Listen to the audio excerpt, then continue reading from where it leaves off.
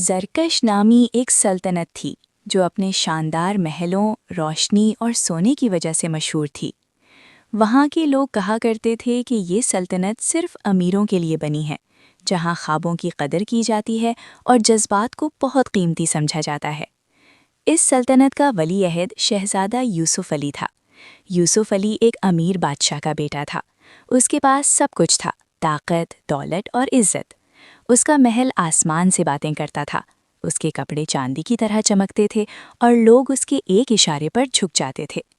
لیکن اتنی نعمتوں کے باوجود یوسف کے دل میں ایک خلا تھا۔ وہ مسکراتا ضرور تھا، مگر اس مسکراہٹ کے پیچھے تنہائی چھپی ہوتی تھی۔ دوسری طرف نونا تھی۔ وہ غریب تھی مگر بے بس نہیں تھی۔ اس کی ماں بیمار رہتی تھیں، اس کے والد اس کے بچپن میں ہی وفات پا گئے تھے۔ نونا صبح سے شام تک کام کبھی سلائی، کبھی لوگوں کے گھروں کی صفائی، تاکہ وہ اپنی ماں کے لیے دوائی لا سکے۔ اس کے کپڑے سادہ تھے، مگر اس کی آنکھوں میں ایک خاص روشنی تھی، ایسی روشنی جو صبر اور یقین سے پیدا ہوتی ہے۔ نونا کے بھی خواب تھے، مگر ان خوابوں میں کوئی محل نہیں تھا، صرف سکون تھا۔ قسمت نے ان دونوں کو ایک ایسی جگہ ملایا جہاں نہ کوئی محل تھا اور نہ جھونپڑی۔ وہ شہر کا ایک عوامی باغ تھا۔ یوسف علی وہاں اکثر اکیلا جایا کرتا تھا، بغیر محافظوں کے، بغیر شاہی لباس کے۔ اس دن بھی وہ سادہ کپڑوں میں تھا، بالکل ایک عام انسان کی طرح۔ نونا وہاں پھول بیچ رہی تھی۔ جب یوسف کی نظر اس پر پڑی تو اسے لگا جیسے وقت تھم گیا ہو۔ نونا کی سادگی، اس کی نرم آواز اور اس کی آنکھوں کی سچائی، سب کچھ یوسف کے دل کو چھو گیا۔ یوسف نے پھول خریدتے ہوئے پوچھا، تم اتنی محنت کیوں کرتی ہو؟ نونا مسکرائی اور بولی، کیونکہ اللہ نے ہمیں زندگی دی ہے اور زندہ رہنا ہماری ذمہ داری ہے۔ یہ سن کر یوسف خاموش ہو گیا۔ کوئی اس سے زیادہ امیر بھی ہو سکتا ہے۔ ایمان میں دن گزرتے گئے، باغ میں ملاقاتیں بڑھنے لگیں۔ یوسف اور نونا باتیں کرتے، کبھی خاموشی بانٹتے اور آہستہ آہستہ ایک دوسرے کو سمجھنے لگے۔ نونا یہ نہیں جانتی تھی کہ یوسف اصل میں ایک شہزادہ ہے، اور یوسف نے جان بوجھ کر اپنی پہچان چھپائے رکھی۔ یوسف کو نونا سے محبت ہو گئی، اس کی سادگی سے، اس کی دعاؤں سے اور اس کے صبر سے۔ مگر سچ زیادہ دن چھپا نہیں رہتا۔ ایک دن شہر میں شاہی جلوس نکلا۔ نونا اپنی ماں کے لیے دوائی لینے جا رہی تھی۔ اچانک اس کی نظر شہزادہ یوسف پر پڑی۔ وہ سنہری لباس میں لوگوں کے درمیان کھڑا تھا۔ نونا کا دل کانپ اٹھا۔ یہ تو وہی ہے۔ نونا کے ہونٹ لرزنے لگے۔ جب یوسف شام کے باغ میں آیا تو نونا نے سیدھا سوال کیا، تم کون ہو یوسف؟ یوسف نے سچ بتا دیا، میں نے اپنی پہچان چھپائی تھی، مگر اپنا دل نہیں چھپایا تھا۔ یہ سن کر نونا وہاں سے چلی گئی۔ محل میں ہلچل مچ گئی۔ جب بادشاہ کو معلوم ہوا کہ شہزادہ ایک غریب لڑکی سے محبت کرتا ہے تو دربار نے فیصلہ سنایا، یہ رشتہ منظور نہیں۔ پہلی بار یوسف اپنے والد کے سامنے کھڑا ہوا اور کہا، اگر نونا میری زندگی میں نہیں تو یہ تاج میرے لیے بے قیمت ہے۔ بادشاہ نے ایک آزمائش رکھی، اگر وہ لڑکی صبر اور ایمان میں تم جیسی ثابت ہوئی تو میں اسے قبول کر لوں گا۔ نونا پر مشکل وقت آ گیا۔ اس کی ماں کا علاج بہت مہنگا تھا، گھر گرنے کے قریب تھا، مگر اس نے کسی کے آگے ہاتھ نہیں پھیلایا۔ وہ بس دعا کرتی رہی۔ نونا کی سچائی اور محنت شہر بھر میں مشہور ہو گئی۔ لوگ اس کی مدد کے لیے آنے لگے، بغیر نام کے، بغیر کسی شرط کے۔ بادشاہ یہ سب دیکھ رہا تھا۔ اسے سمجھ آ گیا کہ اصل امیر کون ہوتا ہے۔ ایک دن نونا کو محل بلایا گیا۔ وہ ڈرتے ڈرتے وہاں پہنچی۔ بادشاہ نے کہا، تم نے صبر، ایمان اور خودداری کا ثبوت دیا ہے۔ تم غریب ضرور ہو، مگر تمہارا کردار شاہی ہے۔ یوسف کی آنکھوں میں آنسو آ گئے۔ بادشاہ نے اعلان کیا، آج سے نونا صرف ایک غریب لڑکی نہیں بلکہ اس سلطنت کی شہزادی ہے۔ نکاح بہت سادہ تھا، نہ شور تھا نہ دکھاوا، صرف دعا اور سکون تھا۔ یوسف علی نے یہ سیکھا کہ اصل طاقت دل جیتنے میں ہے۔ نونا نے ثابت کر دیا کہ غربت عزت کو کم نہیں کرتی، اور زرکش کی سلطنت نے ایک نیا اصول سیکھا، اصل دولت ایمان، صبر اور محبت ہے۔ ایک زمانے کی بات ہے، ایک بادشاہ تھا جس کی 3 بیٹیاں تھیں۔ ایک دن بادشاہ نے سفر پر جانا تھا۔ روانہ ہونے سے پہلے اس نے اپنی تینوں بیٹیوں کو بلایا اور کہا کہ وہ اس کے پیارے گھوڑے کی اچھی طرح دیکھ بھال کریں۔ بادشاہ نے صاف لفظوں میں ہدایت دی کہ یہ ذمہ داری کسی اور کو نہ دی جائے اور کوئی اجنبی گھوڑے کے قریب نہ آنے پائے۔ بادشاہ سفر پر روانہ ہو گیا۔ سب سے پہلے بڑی بیٹی استبل گئی اور گھوڑے کو چارہ ڈالنے کی کوشش کی، مگر گھوڑے نے اسے اپنے قریب آنے نہ دیا۔ پھر دوسری بیٹی گئی، لیکن اس کے ساتھ بھی یہی ہوا، گھوڑا کسی کو پاس نہیں آنے دے رہا تھا۔ آخرکار سب سے چھوٹی بیٹی استبل گئی۔ جیسے ہی وہ گھوڑے کے قریب پہنچی، گھوڑا بالکل پرسکون ہو گیا اور خوشی خوشی اس کے ہاتھ سے کھانے پینے لگا۔ یہ دیکھ کر دونوں بڑی بہنیں بہت خوش ہوئیں کہ وہ اس مشکل اور ڈراونی ذمہ داری سے بچ گئیں۔ جب بادشاہ واپس آیا تو اس نے سب سے پہلے پوچھا کہ میرے گھوڑے کی دیکھ بھال کس نے کی؟ بڑی بیٹیوں نے کہا کہ گھوڑا ہمیں اپنے قریب نہیں آنے دیتا تھا، اس لیے چھوٹی بہن نے اس کی خدمت کی۔ یہ سن کر بادشاہ نے فیصلہ کیا کہ گھوڑے کی شادی اس کی سب سے چھوٹی بیٹی سے کی جائے گی، جبکہ باقی دو بیٹیوں کی شادی وزیر اور شیخ الاسلام سے کر دی جائے گی۔ تینوں شادیاں 40 دن تک بڑے دھوم دھام سے منائی گئیں۔ شادی کے بعد سب سے چھوٹی بیٹی استبل میں رہنے لگی، جبکہ اس کی دونوں بہنیں شاندار محلوں میں چلی گئیں۔ دن کے وقت استبل اور گھوڑا ہی اس کا گھر ہوتے تھے، لیکن رات کے وقت استبل گلابوں کے باغ میں بدل جاتا اور گھوڑا ایک خوبصورت نوجوان بن جاتا۔ وہ دونوں بہت خوشی اور سکون کے ساتھ زندگی گزارنے لگے۔ ان دونوں کا راز کسی کو معلوم نہ تھا۔ ایک دن بادشاہ نے بہادری کا ایک بڑا مقابلہ منعقد کیا۔ اس مقابلے میں بڑی بیٹیوں کے شوہر بھی شامل تھے۔ جب بہادری کے جوہر دکھائے جانے لگے تو بڑی بہنوں نے فخر سے کہا، دیکھو ہمارا شوہر شیر کی طرح بہادر ہے، دیکھو گھوڑے کس شان سے دوڑ رہے ہیں، اور تمہارے گھوڑے جیسے شوہر کہاں ہیں؟ یہ سن کر گھوڑا کانپ اٹھا اور انسان کی صورت اختیار کر گیا۔ وہ گھوڑے پر سوار ہوا اور اپنی بیوی سے عاجزی سے کہا، براہ کرم کسی کو میری اصل حقیقت نہ بتانا، میں تم سے التجا کرتا ہوں۔ اس کے بعد وہ میدان جنگ میں کود پڑا۔ اس نے تمام پہلوانوں کو شکست دی، اپنے سالوں کو بھی ہرا دیا اور پھر اس طرح غائب ہو گیا جیسے وہ کبھی آیا ہی نہ ہو۔ اگلے دن مقابلہ پھر شروع ہوا۔ بڑی بہنیں چھوٹی بہن کو حقارت سے دیکھنے لگیں۔ اسی وقت وہی نامعلوم بہادر ایک بار پھر آیا، سب کو شکست دی اور دوبارہ غائب ہو گیا۔ تیسرے دن بہادر گھوڑے نے اپنی بیوی سے کہا، اگر کبھی میں مصیبت میں پھنس جاؤں یا تمہیں میری ضرورت ہو تو ان 3 بالوں کو جلا دینا، میں جہاں بھی ہوں گا فوراً آ جاؤں گا۔ اس دن بھی اس نے سب کو ہرا دیا۔ اس کی بہادری دیکھ کر سب لوگ حیران رہ گئے، یہاں تک کہ اس کی ساس اور بہنیں بھی اس کی تعریف کرنے لگیں، مگر مقابلے کے بعد وہ کہنے لگیں، یہی اصل بہادر ہے، یہ تمہاری گھوڑے جیسے شوہر کی طرح نہیں۔ بیچاری لڑکی جس کا نام ماجدہ تھا یہ بات سن کر خاموش نہ رہ سکی۔ اس نے بتا دیا کہ وہی خوبصورت اور بہادر نوجوان اس کا شوہر ہے۔ جیسے ہی اس نے اسے دکھانے کی کوشش کی وہ فوراً غائب ہو گیا۔ اسے فوراً یاد آیا کہ اس نے اسے راز ظاہر نہ کرنے کی تاکید کی تھی۔ وہ ندامت سے بھر گئی اور اس کے انتظار میں رہنے لگی۔ وہ روتی رہی اور کہتی رہی، ہائے میری قسمت، میں نے اپنے شوہر سے بے وفائی کی، یہی میری سزا ہے۔ صبح ہوتے ہی اس نے اپنے والد راجا کو ساری بات بتا دی۔ اس نے عہد کیا کہ وہ دنیا کے آخری کنارے تک جا کر اپنے شوہر کو ڈھونڈے گی۔ راجا نے اسے بہت سمجھایا، مگر اس نے کسی کی بات نہ مانی اور سفر پر روانہ ہو گئی۔ راستے میں چلتے چلتے وہ تھک گئی اور ایک پہاڑ کے دامن میں بیٹھ گئی۔ وہاں اسے وہ 3 بال یاد آئے۔ اس نے ایک بال جلایا تو لمحہ بھر میں اس کا شوہر آ کر اسے گلے لگا چکا تھا۔ خوشی کے مارے دونوں کچھ بول نہ سکے۔ نوجوان نے کہا، میں نے تم سے کہا تھا کہ ہمارا راز کسی کو نہ بتانا، اگر میری ماں نے ہمیں دیکھ لیا تو وہ ہمیں جدا کر دے گی۔ یہ کہہ کر اس نے لڑکی کو ایک سیب میں بدل دیا اور اسے ایک طاق پر رکھ دیا۔ اسی وقت اس کی ماں، جو ایک جادوگرنی تھی، پہاڑ سے نیچے آئی اور چلا کر کہنے لگی کہ اسے انسان کی گوشت کی بو آ رہی ہے۔ کئی چالوں اور جادو کے بعد نوجوان کی عقل اور محبت نے جادوگرنی کو شکست دے دی۔ اس کا جادو ٹوٹ گیا، نوجوان مکمل انسان بن گیا اور اس کی ماں کا اس پر کوئی اختیار نہ رہا۔ اس کے بعد دونوں راجا کے پاس واپس آ گئے۔ اپنی کھوئی ہوئی بیٹی کو پا کر راجا بہت خوش ہوا۔ ان کی شادی ایک بار پھر بڑی شان و شوکت سے کی گئی۔ شاہنور محل کی صبح ہمیشہ نرم سورج کی کرنوں سے روشن ہوتی تھی، لیکن آج بھی محل کے اندر ایک چیز سب سے زیادہ نمایاں تھی، وہ تھا شہزادی علما کا غرور۔ وہ ہمیشہ اپنے خادموں پر غصہ کرتی رہتی۔ ایک دن وہ چیخ کر بولی، خاموش رہو، تم لوگ کبھی کوئی کام ٹھیک سے نہیں کرتے، میز غلط لگی ہے، کھانا بھی خراب ہے۔ باورچی نے ادب سے کہا، شہزادی، میں نے آج آپ کے لیے خاص کھانا بنایا ہے۔ شہزادی نے ناک چڑھا کر کہا، اس کا رنگ اتنا گہرا کیوں ہے؟ میں نے ہلکا کھانا بنانے کو کہا تھا، تم سب بدتمیز اور نکمے ہو۔ پھر وہ غرور سے بولی، مجھ جیسی خوبصورت اور کامل کوئی نہیں اور نہ کبھی ہوگا۔ اسی وقت ایک ملازم آیا اور بولا، شہزادی، ایک جادوگر آپ سے ملنا چاہتا ہے۔ شہزادی نے غصے سے کہا، ابھی؟ کیا کسی کو میرے آرام کی فکر نہیں؟ اسے اندر لے آؤ۔ جادوگر نے کہا، شہزادی علما، ہماری جادوئی بستی خطرے میں ہے، ہمیں ایک بہادر شہزادی کی ضرورت ہے۔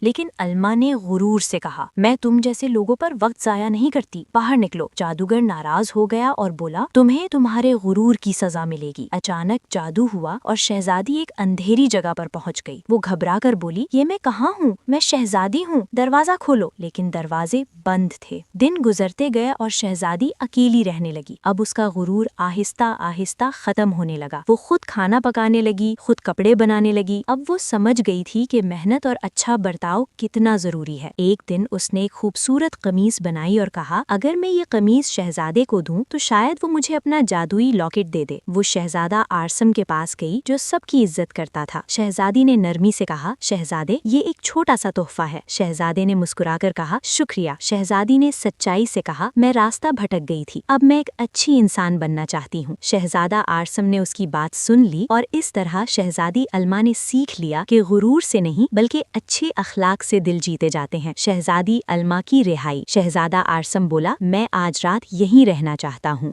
اچانک ایک عورت نے پوچھا، یہ لڑکی کون ہے؟ اس نے جواب دیا، یہ میری بیٹی ہے۔ شہزادی علما گھبرا کر بولی، نہیں، میں اس کی بیٹی نہیں ہوں، اس نے مجھے قید کر رکھا ہے۔ شہزادہ آرسم نے کہا، مجھے پہلے ہی شک تھا، میں تمہیں یہاں سے لے جاؤں گا۔ پھر اس نے سخت آواز میں کہا، یہ میرے خلاف سازش ہے، شہزادی علما کو فوراً آزاد کرو ورنہ انجام اچھا نہیں ہوگا۔ کسی نے دھمکی دی، اگر تم یہاں سے نہ گئے تو یہ تمہارے لیے ٹھیک نہیں ہوگا۔ لیکن شہزادہ آرسم نے بہادری سے کہا، چاہے کچھ بھی ہو جائے، میں علما کو لے جائے بغیر نہیں جاؤں گا۔ اس نے آسمان کی طرف دیکھ کر کہا، پری ماں، مجھے آپ کی مدد چاہیے۔ پری ماں نے نرمی سے کہا، ہاں میرے بیٹے، فکر نہ کرو، تم جاؤ اور علما کو لے آؤ، باقی سب میں سنبھال لوں گی۔ شہزادہ آرسم بولا، علما، چلو، اب تم آزاد ہو۔ راستے میں کسی نے کہا، آرسم، اگر تم نہ رکے تو نتیجہ برا ہوگا۔ لیکن آرسم نے ہمت نہ ہاری، آخرکار شہزادی علما آزاد ہو گئی۔ اس نے خوش ہو کر کہا، شکریہ شہزادہ آرسم، اگر آپ نہ ہوتے تو میں ساری زندگی قید میں رہتی۔ آرسم مسکرا کر بولا، مجھے خوشی ہے کہ تم محفوظ ہو، سب کچھ ٹھیک ہے اور ہمیشہ ٹھیک رہے گا۔ شہزادی علما نے کہا، اب میں اپنی غلطیاں درست کروں گی، میں نے جو غرور کیا تھا وہ غلط تھا۔ آرسم نے کہا، میں تمہارے ہر اچھے فیصلے میں تمہارے ساتھ ہوں۔ شہزادی نے کہا، اب سب کام صحیح طریقے سے ہوں گے، ہم سب کے مسئلے مل کر حل کریں گے، کسی کو فکر کرنے کی ضرورت نہیں۔ اور یوں شہزادی علما نے سیکھ لیا کہ غرور ہمیشہ ختم ہو جاتا ہے، لیکن اچھا دل ہمیشہ جیت جاتا ہے، اور جو انسان اپنے غرور میں کھو جاتا ہے اسے زندگی کا سبق ضرور سیکھنا پڑتا ہے۔ شہزادی نے نرمے سے پوچھا، کیا آپ ساری زندگی میرا ساتھ دیں گے؟ شہزادے نے مسکرا کر جواب دیا، ہاں، میں ہمیشہ تمہارے ساتھ رہوں گا۔ بہت پرانی بات ہے کہ دنیا کے ایک پرسکون کونے میں ایک نہایت خوبصورت اور ہرا بھرا ملک تھا جس کا نام گلشن نور تھا۔ اس ملک کی مٹی اتنی زرخیز تھی کہ جیسے سونا اگاتی ہو، اور وہاں کی ندیوں کا پانی شہد کی طرح میٹھا تھا۔ اس ملک پر بادشاہ شہریار حکومت کرتا تھا۔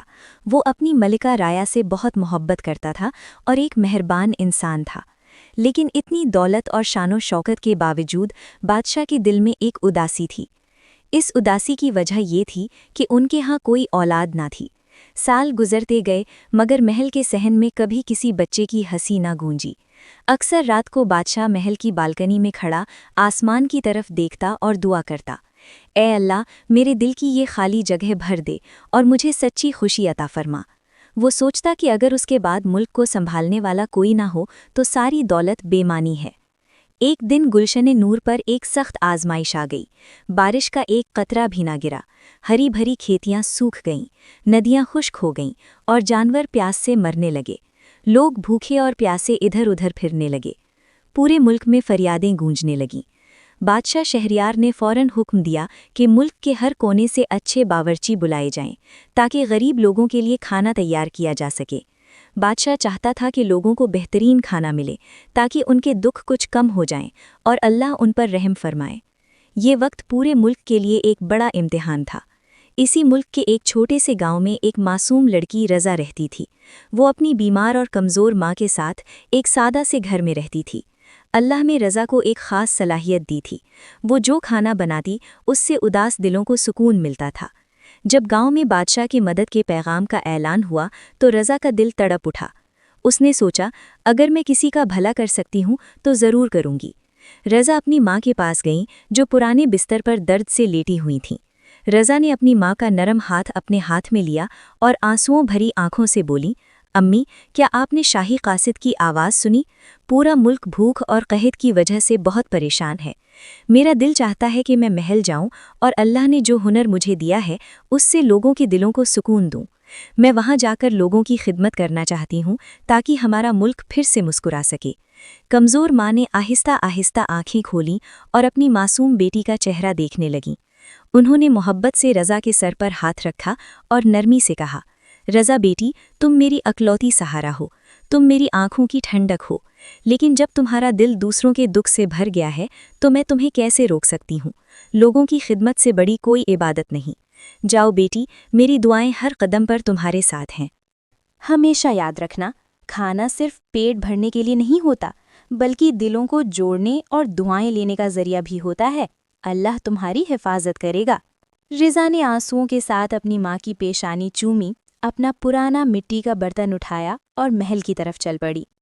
جب رضا شاہی محل پہنچی تو وہاں موجود گھمنڈی باورچی اس پر ہنسنے لگے۔ وہ کہنے لگے، یہ گاؤں کی لڑکی مٹی کے برتن میں کیا پکا لے گی؟ لیکن جیسے ہی رضا نے پہلی بار کھانا بنایا، پورا شاہی باورچی خانہ ایسی خوشبو سے بھر گیا کہ سب حیران رہ گئے۔ جب کھانا بادشاہ کے سامنے پیش کیا گیا اور بادشاہ شہریار نے پہلا لقمہ لیا تو اس کی آنکھوں سے آنسو بہنے لگے۔ اسے یوں محسوس ہوا جیسے برسوں کی پیاس ایک لمحے میں بجھ گئی ہو۔ بادشاہ نے رضا کو بلایا اور پوچھا، تم اس کھانے میں کیا ملاتی ہو کہ اس سے دل کو اتنا سکون ملتا ہے؟ رضا نے ادب سے جواب دیا، حضور میں کھانا صرف مسالوں سے نہیں بلکہ اپنی ماں کی دعاؤں اور سچے دل سے بناتی ہوں۔ بادشاہ رضا کی نیکی سے بہت متاثر ہوا اور اسے شاہی باورچی خانے کی سردار بنا دیا۔ لیکن بادشاہ کا وزیر زرکم، جو خود اقتدار کا بھوکھا تھا، رضا کی مقبولیت سے جلنے لگا۔ اس نے رضا پر جادو کا جھوٹا الزام لگایا اور ایک رات چپکے سے باورچی خانے میں جا کر کھانے میں زہریلی جڑی بوٹی ملا دی تاکہ بادشاہ بیمار ہو جائے اور سارا الزام رضا پر آ جائے۔ جب بادشاہ بیمار ہوا تو جھوٹے ثبوتوں کی وجہ سے رضا کو اندھیری قید میں ڈال دیا گیا۔ رضا کے قید ہوتے ہی محل کا کھانا پھر بے ذائقہ ہو گیا اور پورا ملک دوبارہ اداس ہو گیا۔ لوگ پھر سے بیمار ہونے لگے۔ بادشاہ شہریار کو پورا یقین تھا کہ رضا جیسی نیک لڑکی گناہگار نہیں ہو سکتی۔ اس نے اپنے سب سے وفادار سپاہی شاہمیر کو بلایا اور حکم دیا کہ وہ وزیر زرکم اور باورچی خانے پہ نظر رکھے۔ رات کی خاموشی میں شاہمیر باورچی خانے کی دیوار کے پیچھے چھپ گیا۔ اچانک اس نے دیکھا کہ زرکم کا خاص خادم مراد ڈر کے مارے باورچی خانے میں داخل ہوا۔ مراد بہت گھبرایا ہوا تھا۔ وہ ایک سیاہ تھیلی میں بچی ہوئی زہریلی جڑی بوٹیاں جھیل میں پھینکنے جا رہا تھا تاکہ کوئی ثبوت باقی نہ رہے۔ شاہمیر میں چپکے سے پیچھے سے آ کر مراد کو پکڑ لیا اور اسے ڈانٹتے ہوئے بادشاہ کے سامنے لے آیا۔ ڈر کے مارے مراد کانپنے لگا۔ جب بادشاہ شہریار نے بھاری آواز میں پوچھا تو مراد رو پڑا اور بادشاہ کے قدموں میں گر گیا۔ وہ بولا، حضور مجھے معاف کر دیجیے، میں ایک غریب خادم ہوں۔ وزیر زرکم نے مجھے دھمکی دی تھی کہ اگر میں رضا کے کھانے میں یہ جڑی بوٹی نہ ملاؤں تو وہ مجھے جان سے مار دے گا۔ یہ ساری سازش وزیر زرکم کی ہے۔ یہ سنتے ہی بادشاہ کو بہت غصہ آیا۔ اس نے فوراً حکم دیا کہ وزیر زرکم کو گرفتار کر لیا جائے۔ زرکم کو رسوا کر کے ہمیشہ کے لیے ملک سے نکال دیا گیا۔ اس کے بعد بادشاہ خود قید خانے گیا۔ اس نے رضا سے معافی مانگی اور عزت کے ساتھ اسے واپس محل لے آیا۔ خوشی کے دن پر رضا کی ماں کو بھی شاہی بگھی میں محل بلایا گیا۔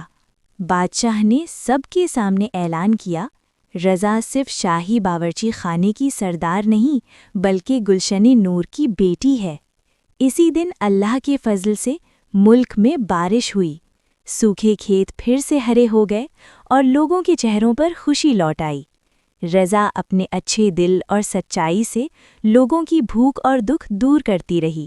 یوں رضا کی سچائی نے پورے ملک کی تقدیر بدل دی۔